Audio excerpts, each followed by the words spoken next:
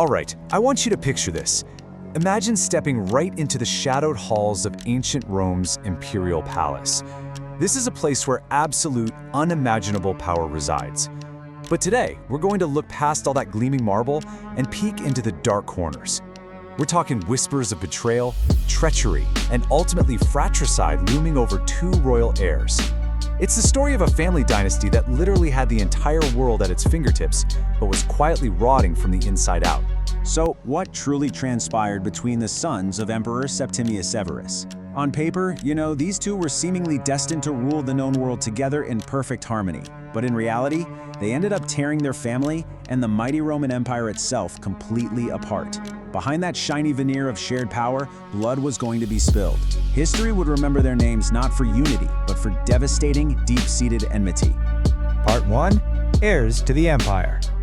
To really get why everything collapsed, we have to look at the core of the formidable Severan dynasty. We aren't just talking about a couple of random princes here. At the top, you have Emperor Septimius Severus, this intensely commanding figure, alongside Empress Julia Domna, a highly powerful empress of Syrian descent. These are incredibly ambitious parents, and right below them are their two sons, the older brother Caracalla and the younger brother Publius Septimius Geta. The parents had this ultimate master plan, and they were actively grooming these boys for a seamless joint rule. Let's actually zoom in a bit on the older brother. Now, we all know him today as Caracalla, but that wasn't the name he was given at birth. He was actually born Lucius Septimius Bassianus. That famous name history remembers him by, Caracalla, comes from a surprisingly mundane place. He was literally just named after a long hooded Gallic tunic that he loved to wear around. I mean, it's this cozy, everyday nickname for a guy whose legacy would eventually be written in blood. The original, idealized dynastic plan for these two was incredibly straightforward. They were groomed to jointly inherit the mighty Roman Empire. Septimius Severus and Julia Domna wanted a dynasty that would stand the test of time, right? An empire ruled by two brothers working in perfect tandem, sharing the massive, crushing burden of the Roman state. It was this beautiful, perfect vision of harmony and familial duty. Part 2. A bitter childhood rivalry. Because, as it turns out, the reality behind those palace stores was absolutely nothing like the parents' dream. We actually have a vivid account from the historian Herodian, who notes, as brothers they were also mutually antagonistic.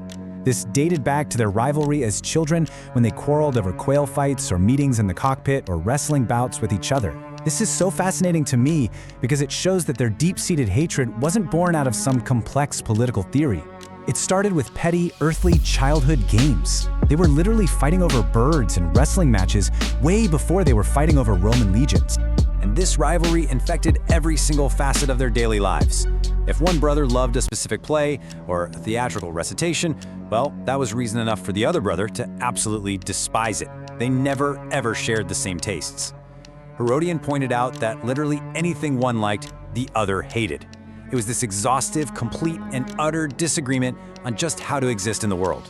So, despite having a shared upbringing, living under the exact same palace roof, and being raised by the exact same powerful parents, their differences were stark and completely irreconcilable. This personal enmity was a massive chasm that proved absolutely impossible to bridge. They were essentially oil and water forced by their parents into the exact same imperial vessel. Part 3. The Seeds of Resentment. We can pinpoint the exact moment this whole thing shifted from bad to worse.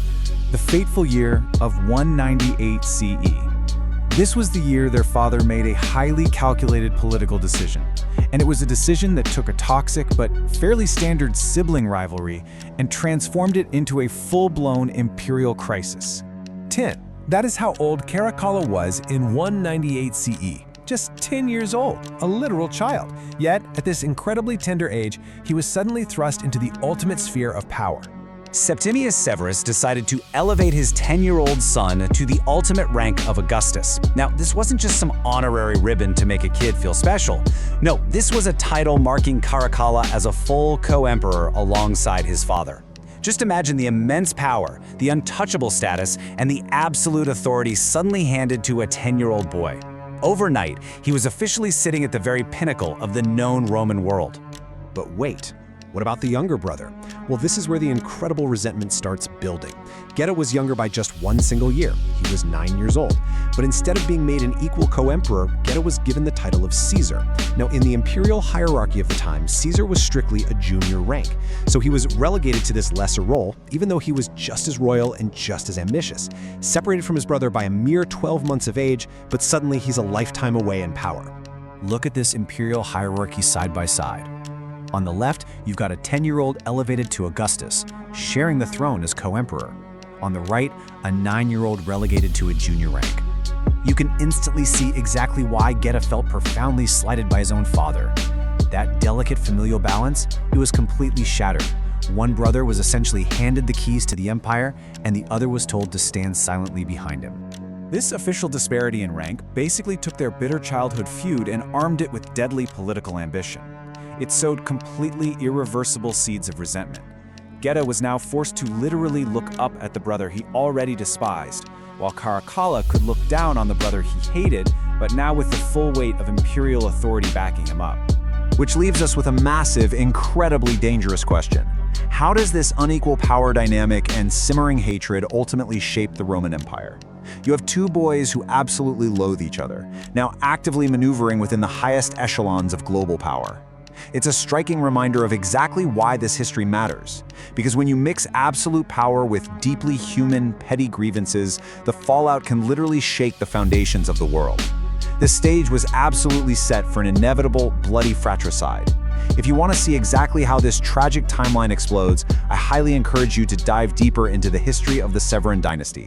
Thank you so much for joining me on this explainer. Keep learning, and I'll see you next time.